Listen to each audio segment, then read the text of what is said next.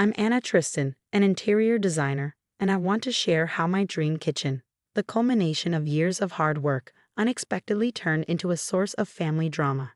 After 6 years of saving every penny and working overtime, my husband Mark and I finally bought our dream home. It wasn't perfect, it needed a lot of work. But to us, it was everything.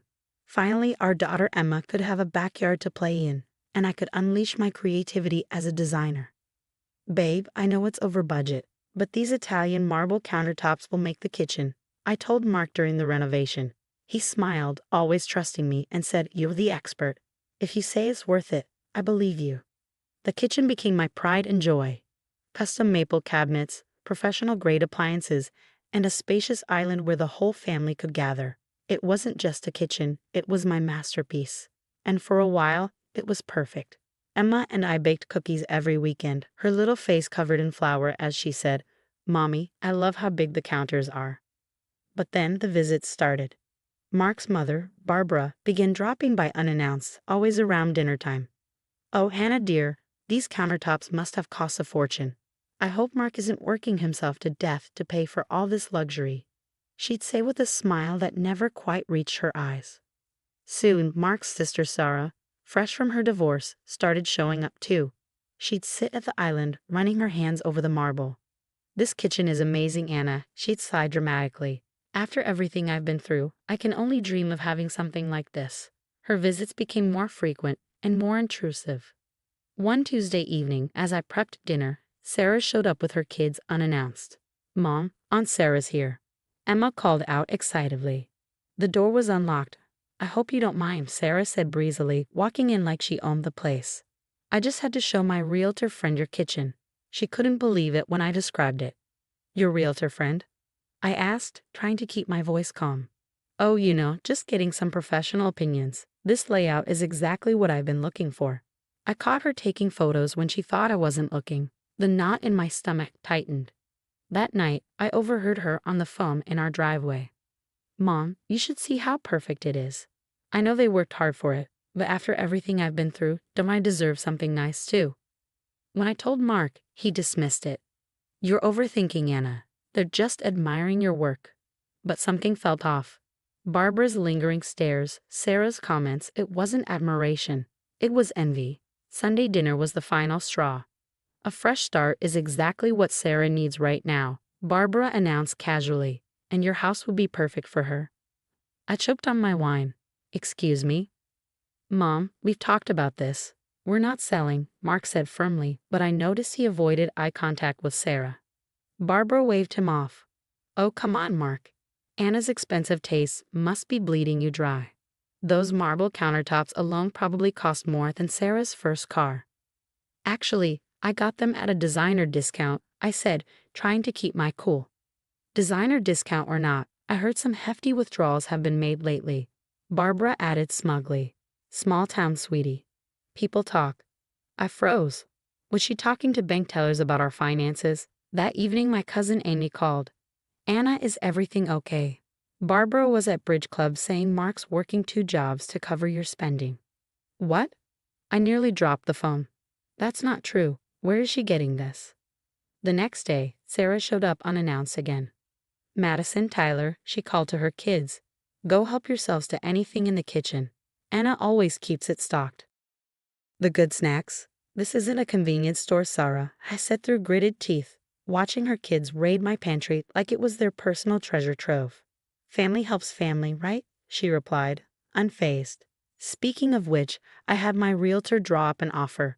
It's below market value, but considering my situation, we're not selling. Period." I cut her off, my voice sharp. "Don't be selfish, Hannah. You can just design another kitchen somewhere else." I was still seething when Thursday's family dinner delivered the ultimate bombshell. Barbara stood up, tapping her wine glass with a spoon like she was announcing an engagement. "I have wonderful news," she exclaimed, beaming. "Sarah and the kids will be staying here while their rental gets fumigated." My fork clattered onto my plate. "Absolutely not. It's just for a few weeks," Sarah chimed in, clearly delighted. "The kids already picked their rooms." "You did what?" My voice trembled with anger. Mark finally found his voice. Mom, Sarah, you can't just decide these things without asking us. Oh, honey, Barbara said, feigning hurt. I knew Anna would overreact. This is why everyone says she's so materialistic. Heaven forbid she share her precious kitchen. Get out, I whispered, my voice shaking. Then louder, get out of my house. Barbara dabbed her eyes with a napkin, playing the victim. See how she treats family, Mark? Your sister needs help and your wife only thinks about herself. That night, Mark and I had our first real fight about his family. Maybe we could help them out for just a few weeks, he suggested hesitantly. Are you serious? They're manipulating you. Can't you see that? They're still my family, Anna. And what am I? The evil wife who won't share. They're spreading rumors about us. At the bank, at the bridge club, they're trying to force us out of our own home. You're being paranoid. No, I'm being smart. This isn't about helping Sarah. This is about taking what's ours. I stormed upstairs, slamming the bedroom door behind me. My mind raced. I needed proof, something concrete to show Mark what his mother and sister were really up to. The next morning, as I rifled through my jewelry box, my heart sank. What do you mean my tennis bracelet is missing? I muttered to myself. Worse, our house documents had vanished too. After a sleepless night, I called Linda, a private investigator a colleague had recommended. The retainer fee is steep, Linda warned during our coffee meeting. I don't care, I said. Something's not right, and I need to know what it is. 2 weeks later, Linda called. You better sit down for this, she said. Remember Sarah's sob story about her ex-husband David being a controlling jerk? Yeah, I said cautiously. Well, turns out it's the other way around. She was embezzling thousands from their business accounts. David agreed to a quiet divorce in exchange for dropping the charges. I felt sick. There's more, Linda continued. Your mother-in-law and sister-in-law have a history. Remember Aunt Patricia's house? The one Sarah lived in briefly before it was sold. Mark said Patricia wanted to help Sarah get back on her feet. Patricia didn't do anything. Barbara, acting as her power of attorney, forced the sale while Patricia was in the hospital. The money disappeared into Barbara's accounts. I gripped the edge of the table, trying to steady myself. They've done this before. 3 other family members, Linda confirmed, same pattern. Sarah plays the victim, Barbara manipulates the situation, and properties get sold under market value. That evening, I discovered the missing documents in Sarah's forgotten purse. Just helping organize, she claimed, but her face paled when a small jewelry bag fell out. Organizing what exactly? My jewelry? I asked, holding up the bag. Don't be ridiculous. That's mine. Funny, I said, opening the bag. It has my initials engraved on it. Care to explain? She fled, but not before I snapped photos of everything. Later, I confronted Barbara alone. I know about Aunt Patricia's house, I said coldly. I have no idea what you're talking about, she replied, but the flicker of panic in her eyes gave her away. The power of attorney. The missing money. Ring any bells? You're delusional, she snapped. No one will believe you over family. David might, I said. I hear he's still interested in those missing company funds. For the first time, real fear flashed across her face. That night, I laid everything out for Mark. The documents, the photos, Linda's report. I don't want to believe this, he whispered, staring at the evidence. They were planning this before Sarah's divorce. They targeted us, our home, just like they did to Patricia and the others. But we need to be smart about this, Mark said, his voice steady. I trust you, Jess, and I'm so sorry I didn't believe you sooner. As we stayed up late strategizing, something became clear. This wasn't just about protecting our home anymore. It was about justice, not just for us, but for Patricia and everyone else they'd hurt. And I knew exactly how to ensure they never did this to another family again. 3 weeks later, we sat at the kitchen island, the one they tried so hard to steal, watching the aftermath unfold. Social media notifications pinged and family gossip filled our phones. Did you see Barbara's Facebook post? I asked Mark, showing him my screen.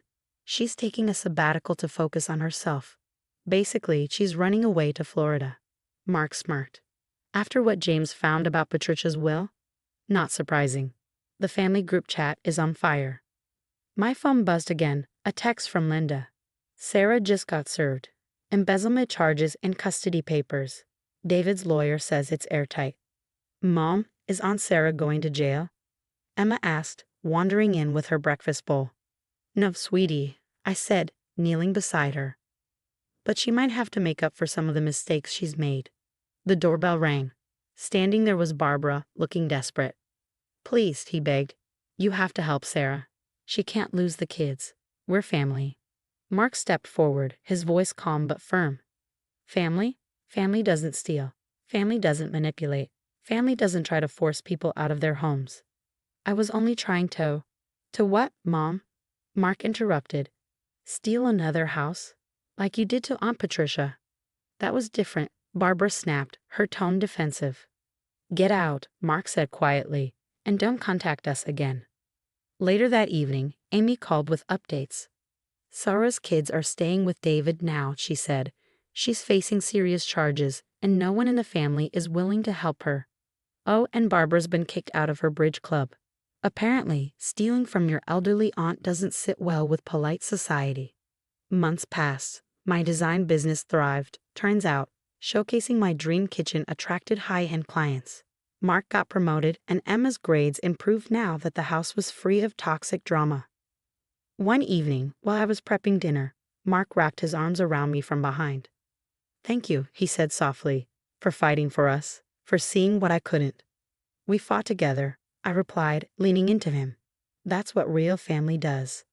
Cookie time, Emma called, skipping into the kitchen with a smile. As I watched my husband and daughter laugh together, surrounded by the kitchen I poured my heart into, I realized we gained something far more valuable than just keeping our home. We'd found our strength, our truth, our peace. No toxic family members required. What about you? Would you have exposed Sarah and Barbara's schemes right away or waited to gather more evidence like I did?